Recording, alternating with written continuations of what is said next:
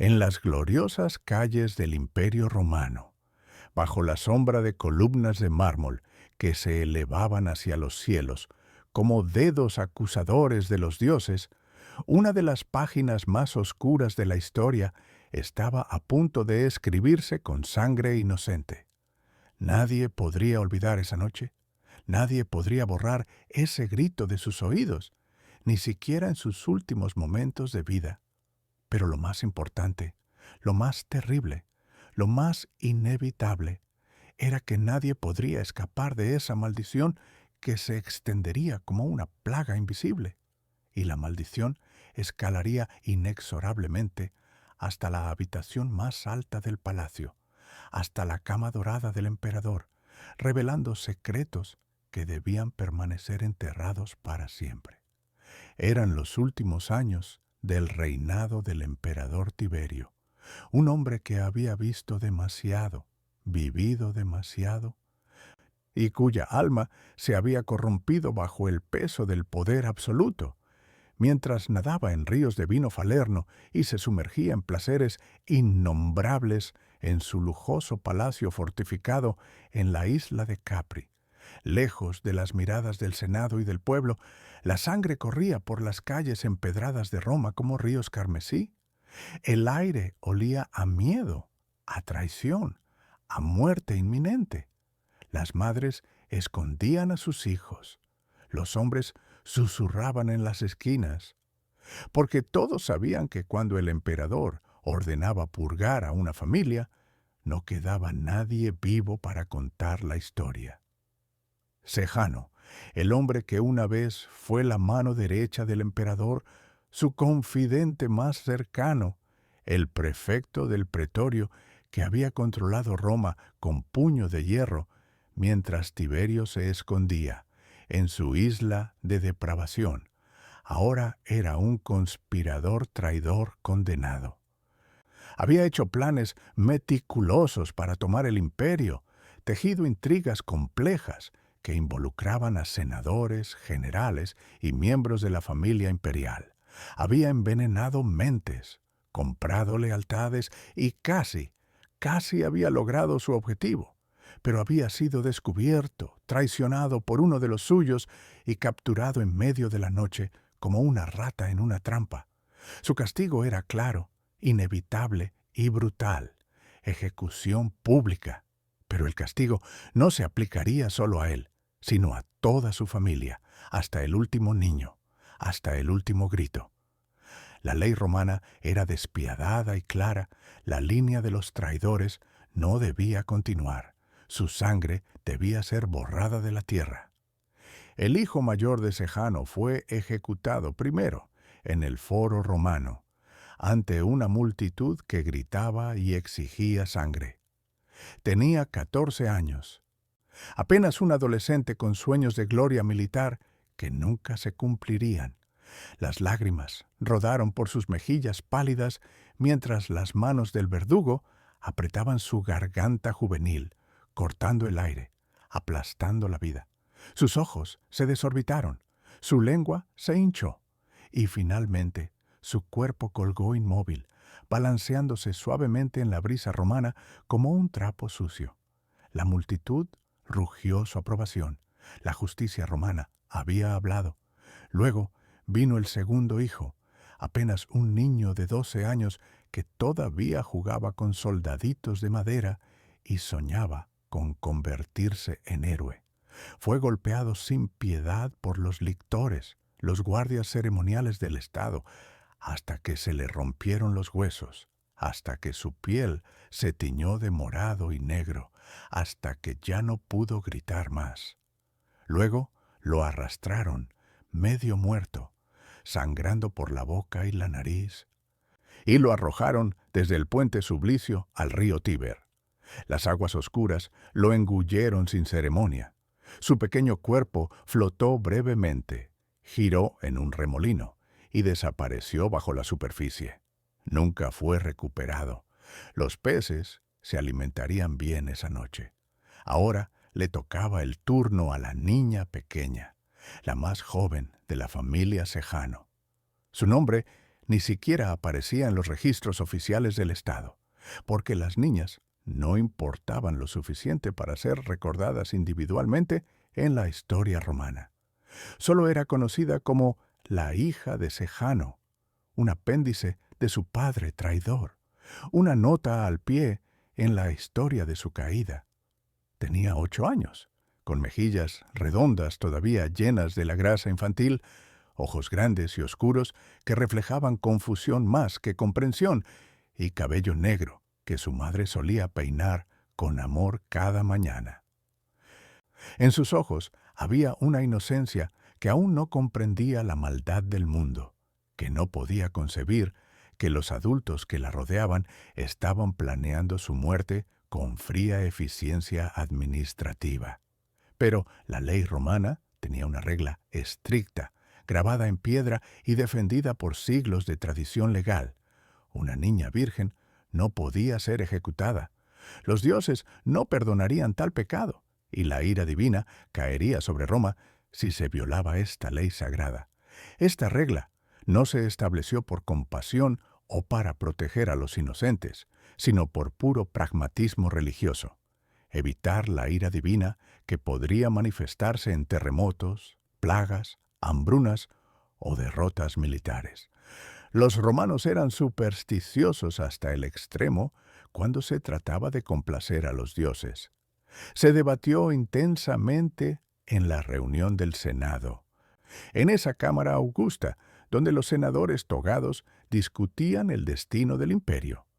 Las voces se elevaron, los argumentos volaron de un lado a otro, se examinaron los textos legales antiguos, se consultaron los precedentes, se buscó desesperadamente alguna laguna en la ley. Los juristas más brillantes de Roma pusieron sus mentes a trabajar.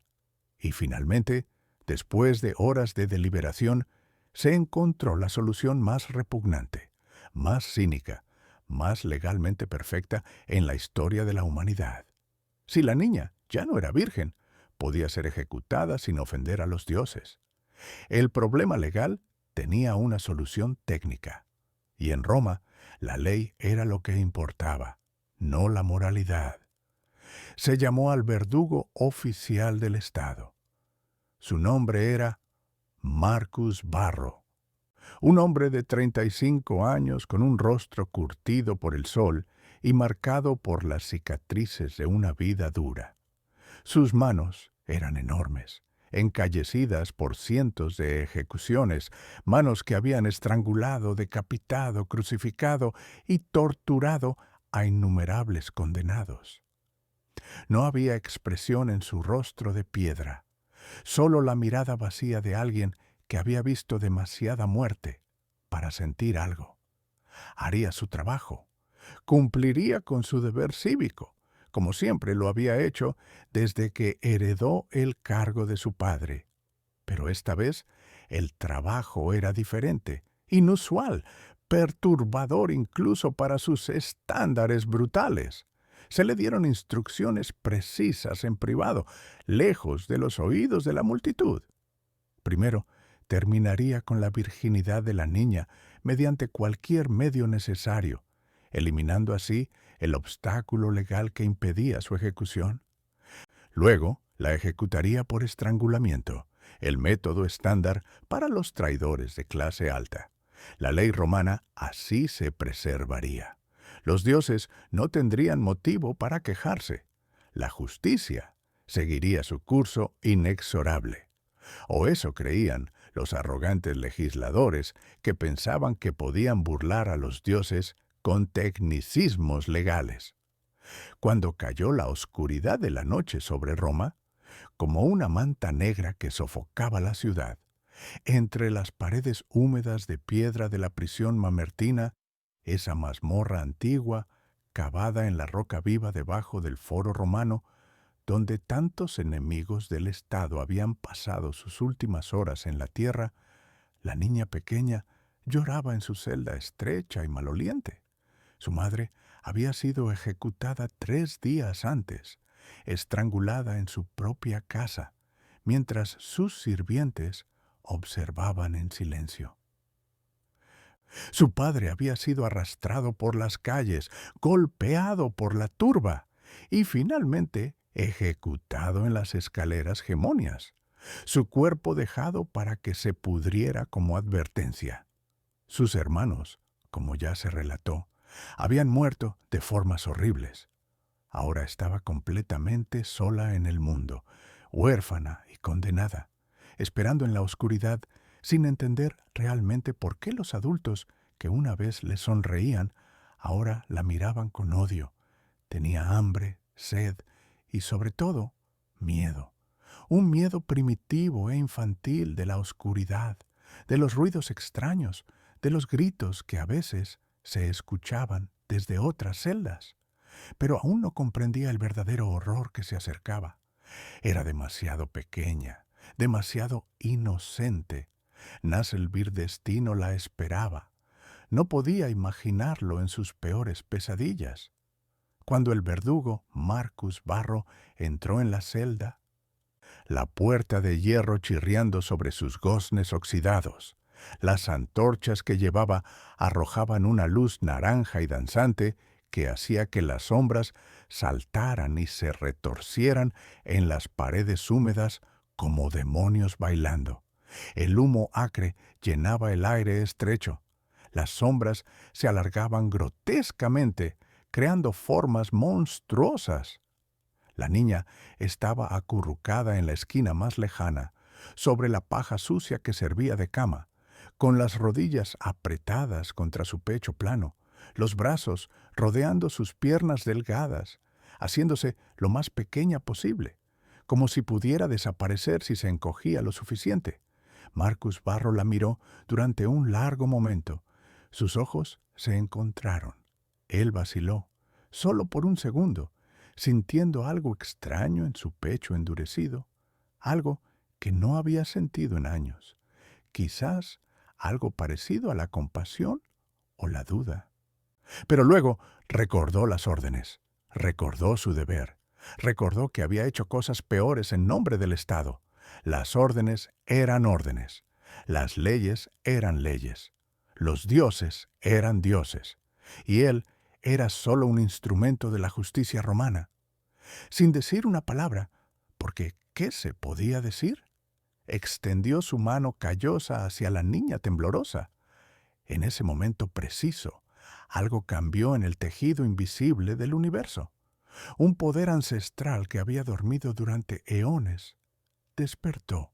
Debajo de las 7 colinas donde Roma fue fundada por Rómulo manchado de sangre fratricida, en los cimientos de templos olvidados dedicados a dioses más antiguos que Júpiter y Marte, en las catacumbas secretas donde los cultos mistéricos realizaban rituales prohibidos, en los lugares sagrados de divinidades etruscas que los romanos habían suprimido pero nunca eliminado completamente, un ser oscuro, sin nombre, sin forma, comenzó a despertar de su largo sueño.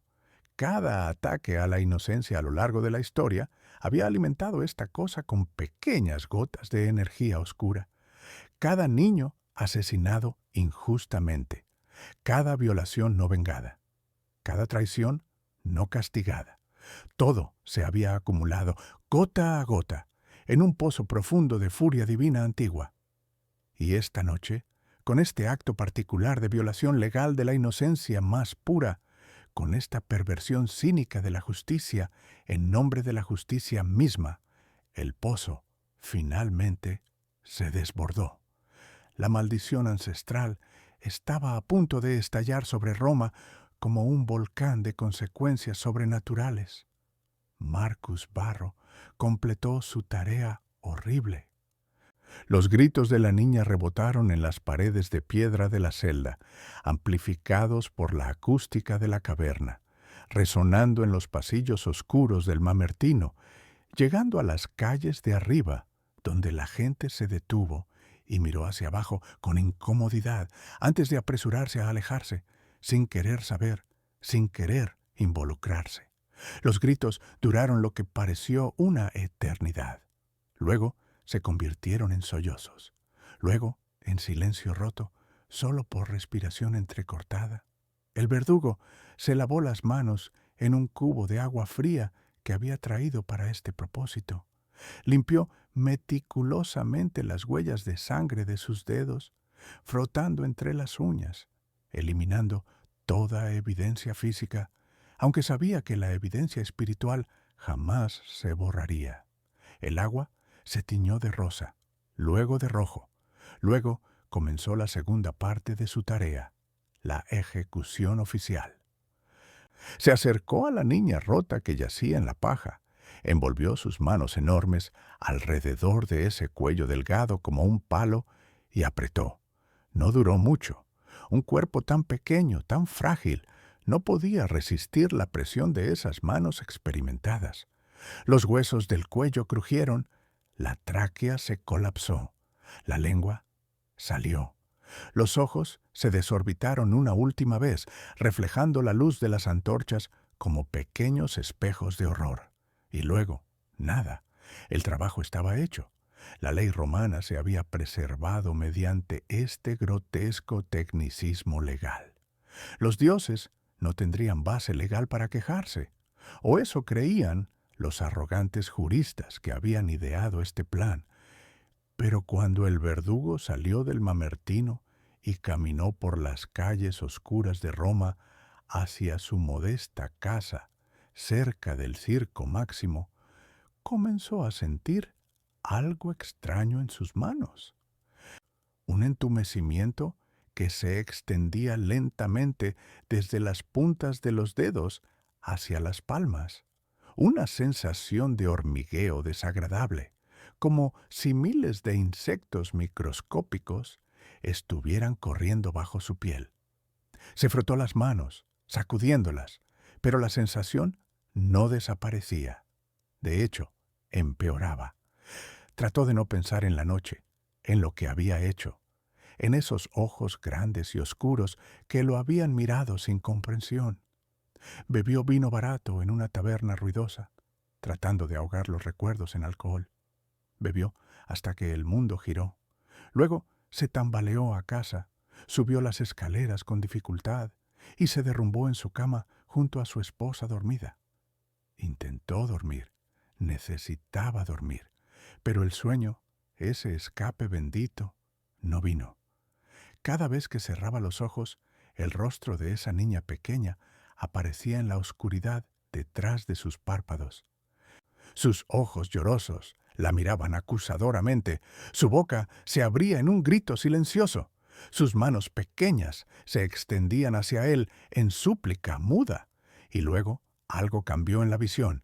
La niña comenzó a transformarse, su piel se tornó gris y cerosa, sus ojos se volvieron completamente negros, sin iris, sin blanco, solo oscuridad pura. Su boca se abrió demasiado, mucho más de lo anatómicamente posible, revelando hileras de dientes afilados que definitivamente no eran humanos. Y entonces abrió los ojos de golpe. Estaba cubierto de sudor frío. Su corazón latía como un tambor de guerra. ¿Había sido solo un sueño? ¿Una pesadilla producto de la culpa? Se dijo a sí mismo que sí, que era solo su imaginación. Pero entonces comenzó a ver algo más, algo en la esquina oscura de la habitación donde la luz de la luna no llegaba. En la oscuridad, algo se movía. Al principio era solo una sombra más densa que las otras sombras, apenas visible. Pensó que era un truco de sus ojos cansados, un efecto de la luz de la luna filtrándose por la ventana. Pero la sombra creció, se hizo más sólida. Se movió con propósito, deslizándose por la pared como aceite negro, y luego comenzó a tomar forma. No era humana. O había sido humana una vez, hace mucho tiempo, pero ahora era algo completamente diferente. La forma era vagamente femenina, aproximadamente del tamaño de una niña de 8 años, pero allí terminaba cualquier similitud con la humanidad. El rostro estaba completamente distorsionado, como cera derretida, que se había solidificado en una expresión de rabia eterna. Los ojos brillaban con una luz roja propia como carbones encendidos en un horno. La boca estaba abierta en un grito permanente, revelando dientes que parecían clavos oxidados. Un líquido oscuro, espeso como miel, pero negro como tinta, goteaba continuamente de esa boca imposible, cayendo al suelo donde siseaba y humeaba como ácido. Y ese ser, esa cosa, venía directamente hacia él, con movimientos espasmódicos y antinaturales, como una marioneta controlada por un titiritero borracho. Marcus Barro intentó gritar, pero el sonido quedó atrapado en su garganta. Intentó moverse, pero su cuerpo estaba paralizado por un terror primitivo, que iba más allá de cualquier cosa que hubiera experimentado en su larga carrera de violencia. El ser se acercó más y más, hasta que estuvo justo encima de él, inclinándose sobre su rostro. El aliento de la cosa era indescriptible. Carne podrida mezclada con flores marchitas, mezclada con metal oxidado, mezclado con algo dulce y enfermizo, que sólo podía ser el olor de la inocencia corrompida. Marcus Barro finalmente logró gritar, un grito desgarrador que despertó a toda la calle. Su esposa se despertó sobresaltada a su lado, sacudiéndolo, preguntándole qué pasaba, y cuando abrió los ojos, el ser había desaparecido. Estaba solo en la habitación normal con su esposa preocupada. Respiraba con dificultad, jadeando como si hubiera corrido 1 milla. Su cuerpo estaba empapado en sudor. El corazón latía tan fuerte que podía escucharlo en sus oídos. ¿Era un sueño?, se preguntó. ¿O no lo era? No sabía la respuesta. Y esa incertidumbre era peor que cualquier certeza. Pero al día siguiente, algo definitivamente había cambiado. Algo real, tangible, imposible de ignorar.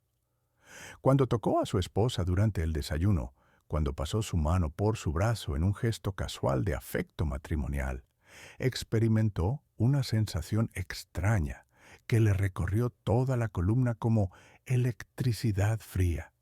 Cuando más tarde, en la privacidad de su alcoba, sus labios se encontraron en un beso que debería haber sido rutinario y cómodo después de años de matrimonio, algo horrible sucedió.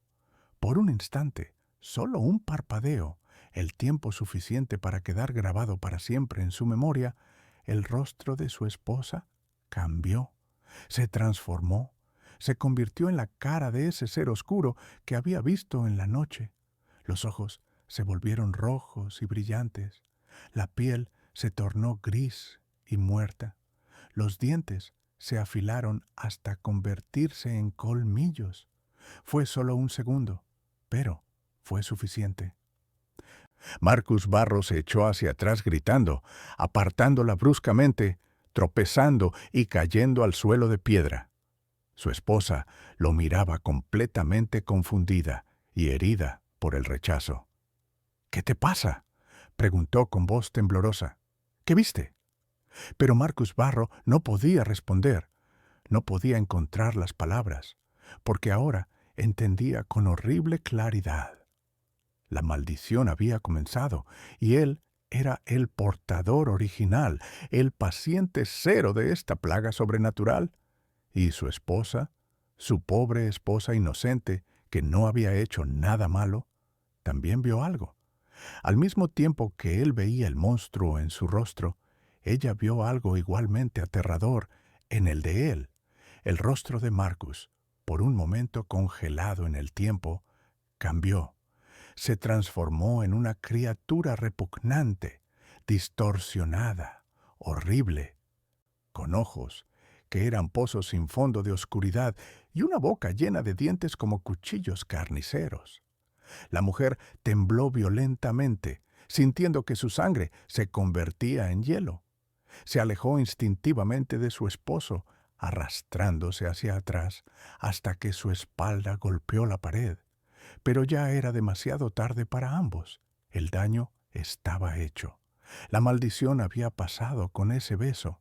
transmitida como una enfermedad invisible, un contagio espiritual que viajaba de alma a alma mediante el contacto físico más íntimo. Ahora, ambos estaban malditos, marcados, condenados a ver la verdadera naturaleza monstruosa escondida dentro de cada persona con quien tuvieran contacto íntimo.